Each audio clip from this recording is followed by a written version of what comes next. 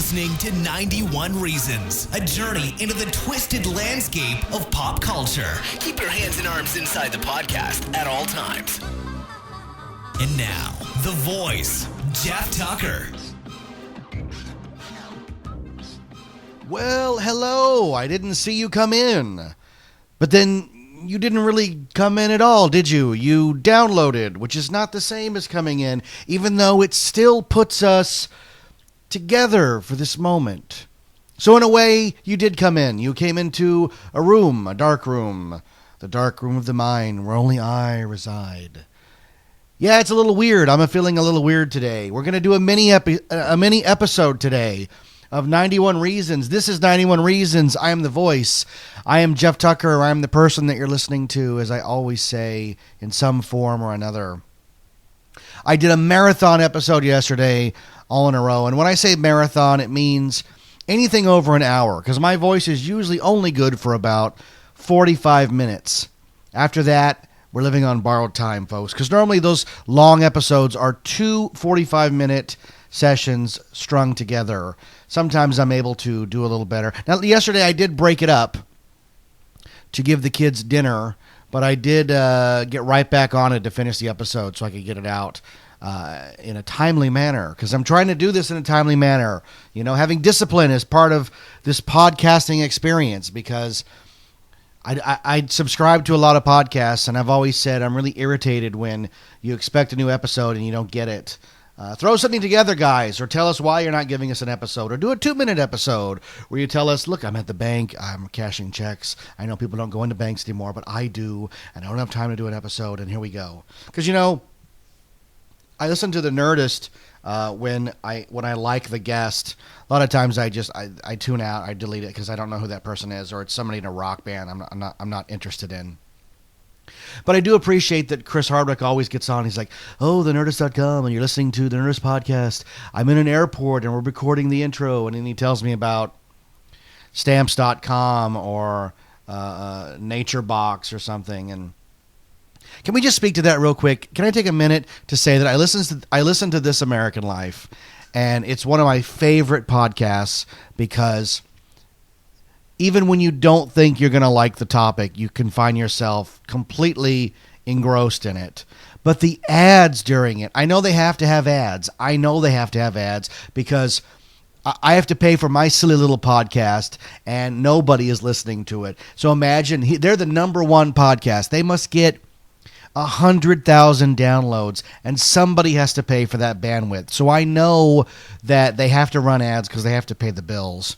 But that guy who reads the NatureBox ad, or it's Squarespace. The NatureBox is the same guy, but it's also Squarespace. He's like, This American Life is sponsored by Squarespace, the best place to make a website.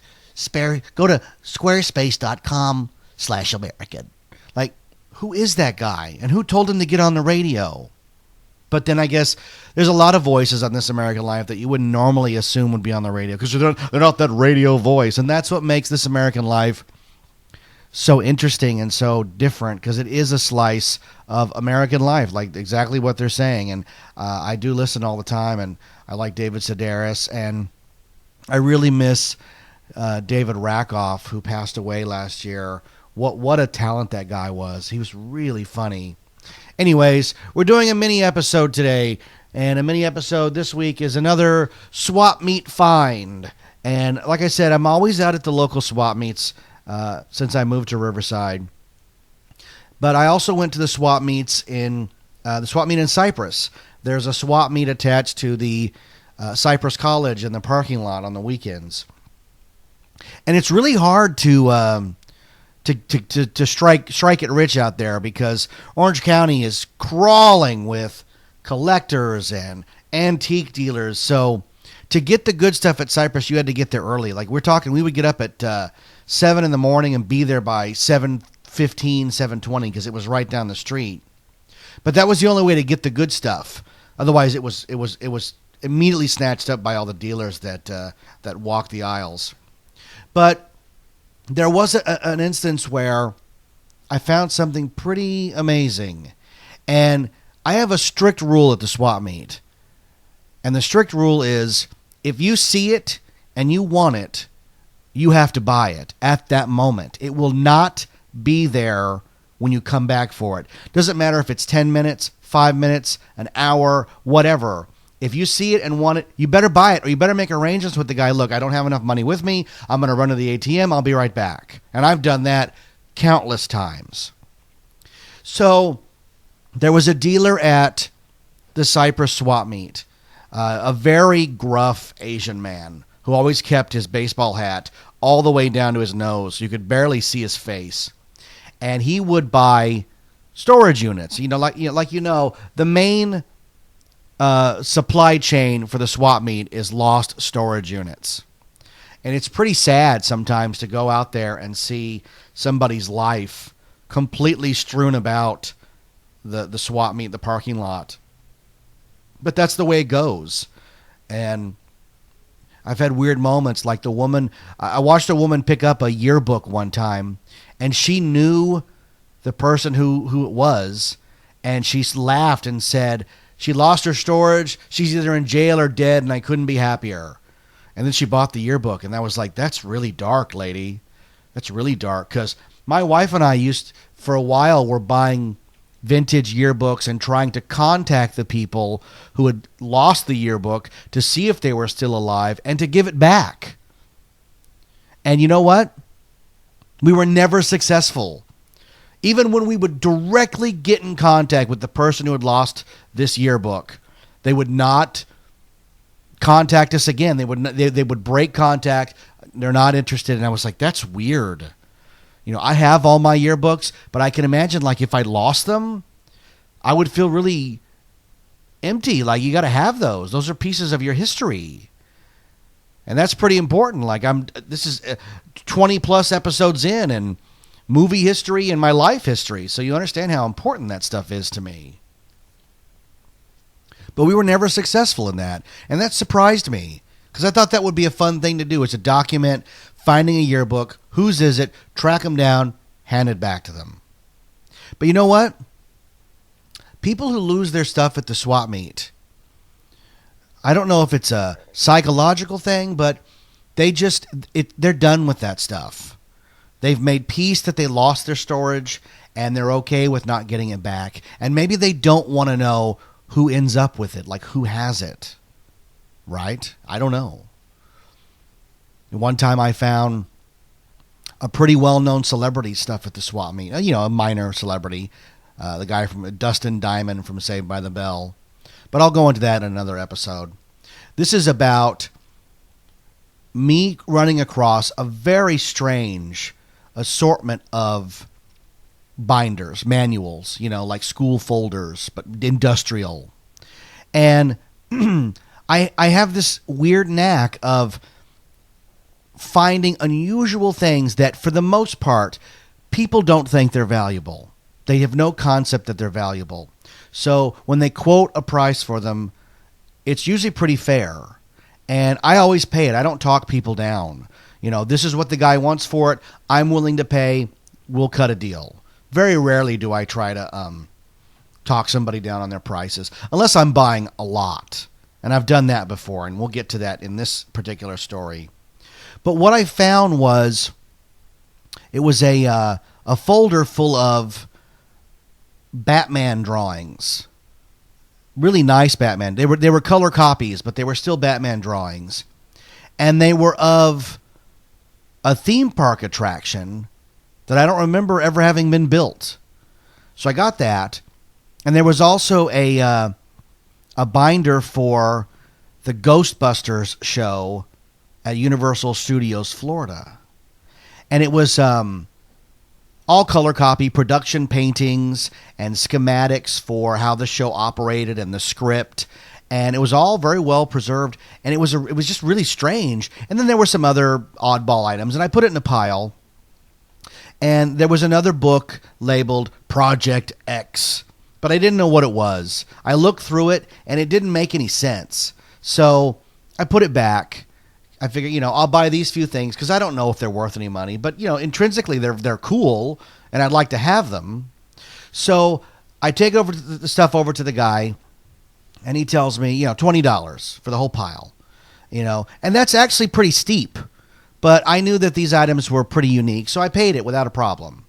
So I get them home, and I discover that it is the full manual for the Ghostbusters show. And the Batman thing is really weird because it's a Batman island at Islands of Adventure. And it's all these attractions that Universal never had the rights to make, never had any kind of connection with Batman. And it was just what you call in the theme park industry blue sky stuff. My radar went off the charts. And I was like, oh my gosh. So I put the Ghostbusters book on eBay because the swap meet wasn't going to be for another week. So I had a week to go back and see if there was anything left. And I put the Ghostbusters thing up and sold it for like $300 and was like, oh my God, this is a gold mine. This is a gold mine. There'll be stuff I can keep and stuff I can sell, and it's all really cool stuff. So I went back the next week, and he only had a couple of items, but he had the Project X book. So I immediately bought that. I bought maybe 2 or 3 things, and they were another $20, but it was not a big deal. I'll take it. And I got those home. Now, the Project X thing turned out to be a complete proposal for Islands of Adventure, and none of it ever got built.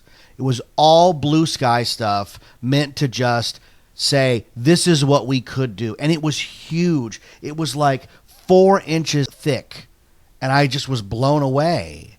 And there was also a couple other minor items, including some Disney stuff, but nothing real, nothing insider like that.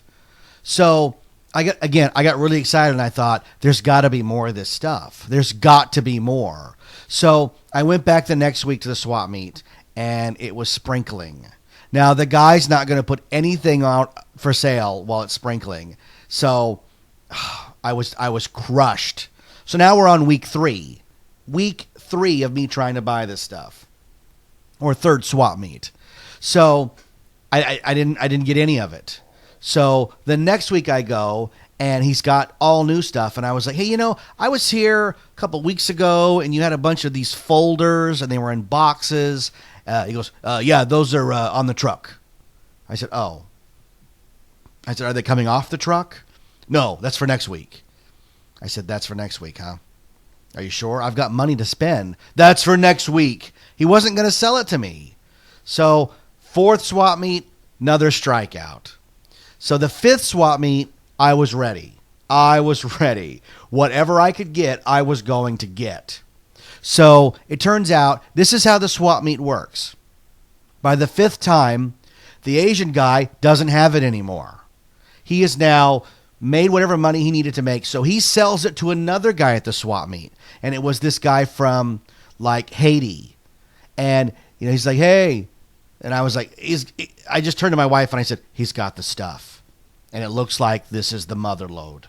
So I started making a pile. And I put a folder, and then I put some Walt Disney shareholder reports from the early 70s, and more folders, and more this, and more that. And eventually the pile is, I'm not kidding, 3 feet high of all this stuff. It's going to take 4 trips to the car.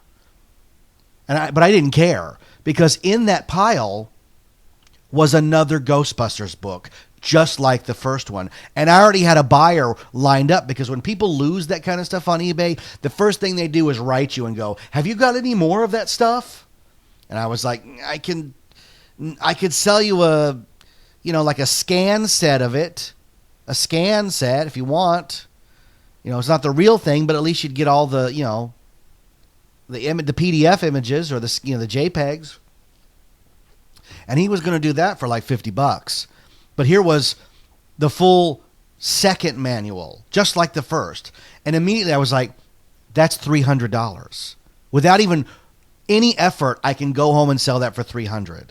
So I put the pile together, and I'm excited because the Ghostbusters book means that whatever he charges me, I'm going to make a profit. So I'm not worried at all. And he looks at the pile and he goes, $400. And I was like, oh my God. That means I'm going in the hole immediately, $100. And I looked at him and I said, $400?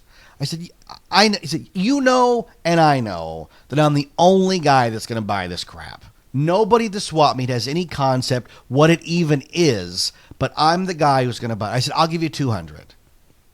Because I was playing hardball. I wanted to make that money quick. And I don't normally do it, but I was like, I know he didn't pay this much for it. He probably paid $400 for the entire truckload from the Asian guy.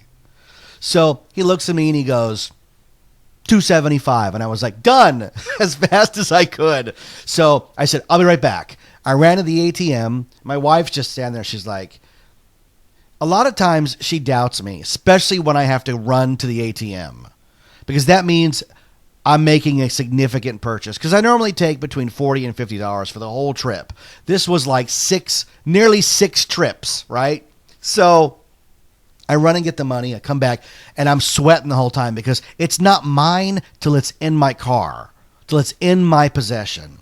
So I pay the guy, and I start hauling this stuff to the car, and it takes 45 minutes to get it all because we're parked way out in the boonies at Cypress. But I got it home, and I was just like, there was so much stuff. And I knew that this was going to make a lot of money. So I started light by I immediately sold the Ghostbuster thing. So I was already $25 profit. And I started selling the Disneyland, Disney World, Disney Company shareholder reports from the early 70s. And what was amazing about these was they chronicled Disney World and talked about attractions and resorts never built. Stuff that just was, they're telling the pass holders, the future is bright, this is what we're eventually going to make, but they never did. So those were selling for $30 and $40 a piece, and I had a lot of them. And some I had like 2 and 3 of the same year. Like, this was hardcore theme park insider stuff. So I was really excited about it. And I was just making all my money back. So you can imagine when I started putting up some of the oddball items. Now, I didn't know what was going to sell for what, because this is not like something you can get a carded Luke Skywalker figure and go on eBay and find exactly yesterday what it sold for. But this stuff, this is really unusual. This is niche stuff. So I listed a ride manual for Jurassic Park the ride. And it's my favorite kind of stuff to sell because it's cool, it's attached to a very popular franchise, it's different and weird, and most importantly, it doesn't mean anything to me.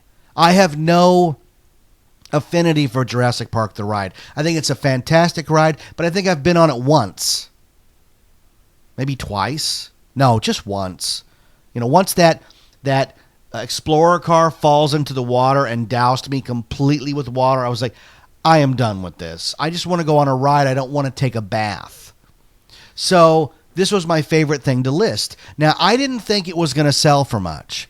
I thought it's recognizable, but it's not. To me, it wasn't as big as Ghostbusters. So if I'd have gotten $100 for it, I'd have been happy. So that's what I started the listing at. I started at $99.99 just to see where it went. And almost immediately it got a bid. So I breathed a sigh of relief, like, okay, this folder's going to sell for at least $100. So that's good. This with the shareholder things, I'm going to make $400 or $500 without even trying, above and beyond the $300 that I paid, and it'll be worth my time to do all this because it is a lot of work.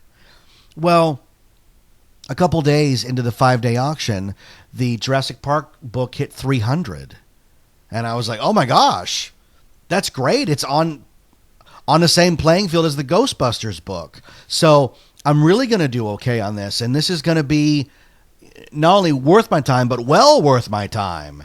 And what I like to do on auctions, because it started getting a lot of watchers.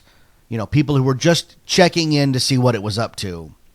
And on the last day of the auction, about 6 or 7 hours before it closed, this sucker hit 700. Now, the most I'd ever sold an item on eBay for was about 700. So I was like, wow, this is going to equal the record. This is great. This is what swap meet and eBay people dream of. Buy low, sell high. And I was also, in some respects, doing a service because this stuff would have ended up in the trash. Because everybody knows how to sell lawnmowers and glassware and power tools. But weird binders full of paper, it's a wonder somebody didn't just rip the papers out, throw them in the trash, and sell the binder. Because the binder's worth $1. So I was like, it's going to go to a collector. And it was two guys duking it out. And they both had Jurassic Park themed eBay names. So I knew this was going to be the battle royale. I was so excited. This is what eBay people and collectors dream of. On both sides. I dream of selling it at an incredible price. And the collector dreams of, oh my God, I'm going to get to add this to my collection. So I'm watching it. On the last hour, it jumped up again to 900. Sets the record. This is the most I've ever made on eBay in a single transaction. But it wasn't done yet.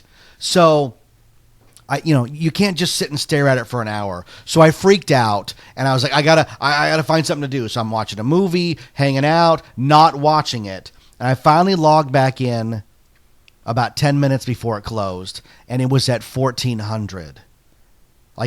It was a staggering amount of money for a single item, for an insider item. It wasn't even a real, mass marketed collectible. This is a real inside thing. So in the last minute, and that's where in the popular items, the last minute is where you have all the action. Just like with the robot, this is where the American psyche kicks in of, I'm not going to play unless I can win. So people start bidding.